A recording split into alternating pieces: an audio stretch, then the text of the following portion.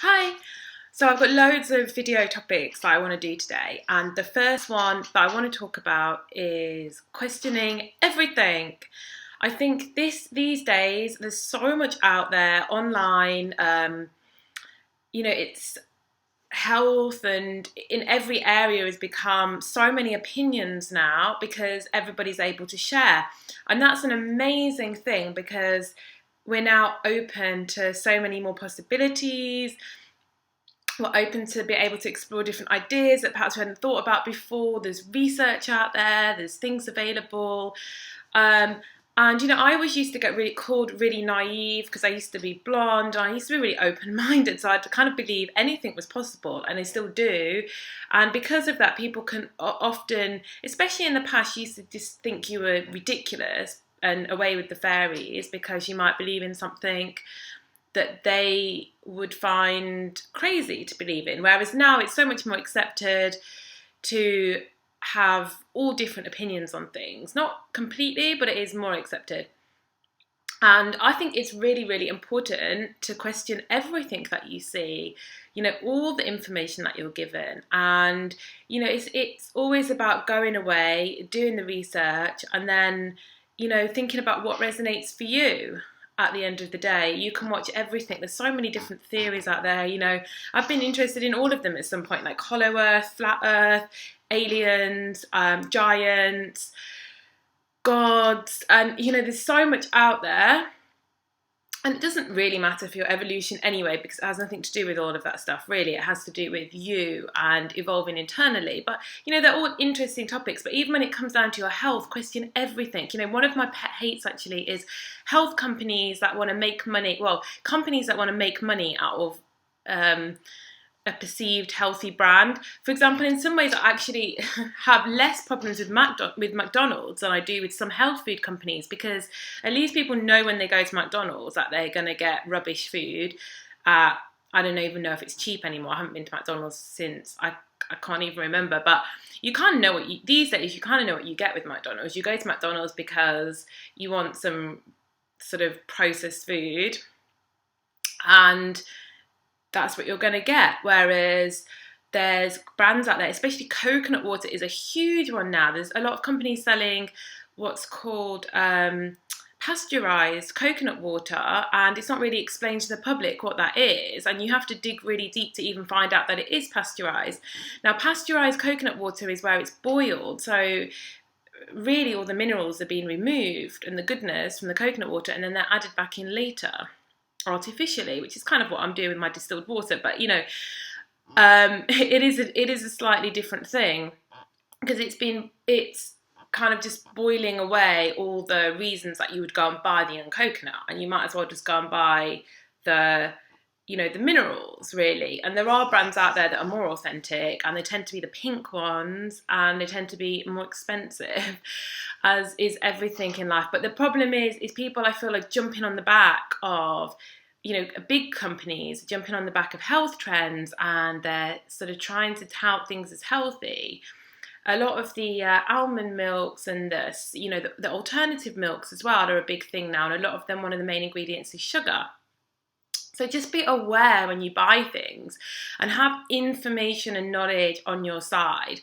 And no one can ever get it all right. You go through different stages and then you find out things. I was all about all those coconut waters when they came out. And then, more information came out, and I realised that actually, if you can stay true to nature, amazing. Obviously, we'd all love to go outside and have a young coconut. But in the country that I live in, that's not a possibility. But still, you can buy the young coconuts as whole. And I do try to do that because the food is whole. But then even then you hear about all the things that they coat you can't really spend your whole life going mad over these things. But I do make an effort, and I'm just saying, question.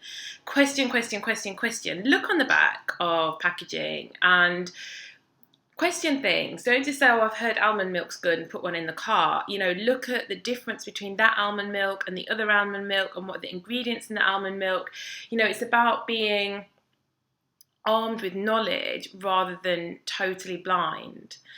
That's how I see it anyway. And the same with information. There's so much information online that you just got to go and do your research and then work out, you know, what fits with you, what you believe in, and that can change over time. I have so much respect for people that change their opinion on things, you know, because we're all constantly evolving and growing. And I love somebody that maybe says, you know, I used to do all this, I used to believe in the stuff, but now I can see that actually, you know, I don't want to do that anymore.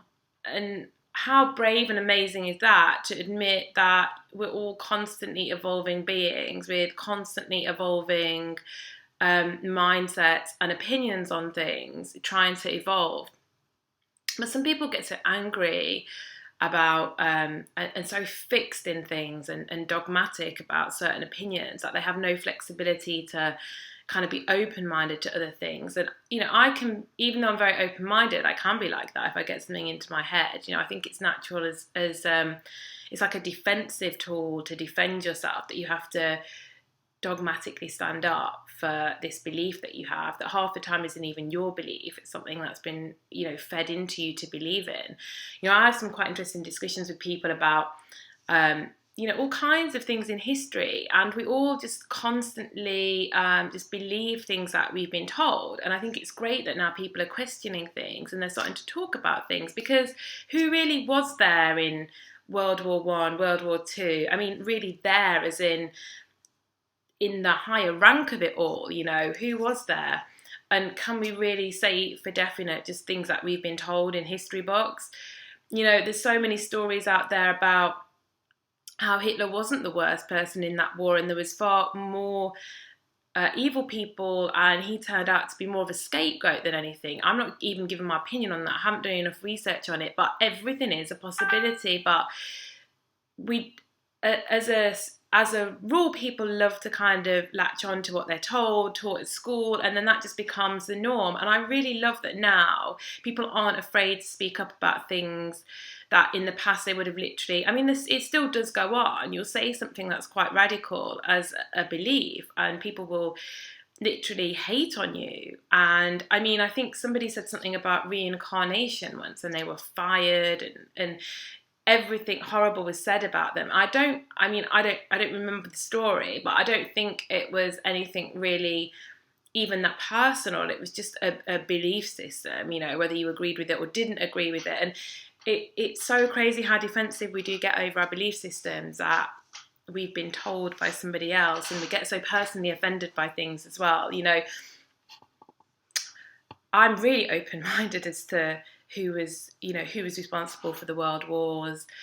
I have no idea. I wasn't there myself. All I can go on is research. But when I research, I don't automatically think, oh, I'm against this person and I'm for this side. You know, I go in open-minded. So if I do research something, I don't go in as an English person, and I don't go in as a German. I go in as a kind of overseer of everything. And it's obviously harder when you've been in the situation, but you know, I haven't, so it's much easier for me. I don't just defend my country because I'm English. You know, I'm open-minded as to what really happened, and the same with all these things. You know, I think it's really important to open-mindedly look at the research and then make your own decision. And the same with food. I think questioning is amazing for evolution, and questioning yourself as well. A lot of the growth I've done has been questioning myself. So if I'm in a situation or a dynamic and it's not ideal, then I question, why am I in this dynamic? Why am I drawn to this relationship? Why am I arguing with somebody? And I always try and bring it back to myself, and I can't always do it immediately, but you know, normally in hindsight, I can start to understand the situation. Oh yeah, you know, I was thinking that person was judgmental, so I engage with them on their judgmental post, but that means I'm judgmental as well, because I judge them for judging. And before long, you can always take it back to something that you've done yourself, and you can take some awareness in that and you can move forward. So I say one of the really, really important things for growing on this journey is questioning yourself, questioning things you read, questioning the things you put in your body.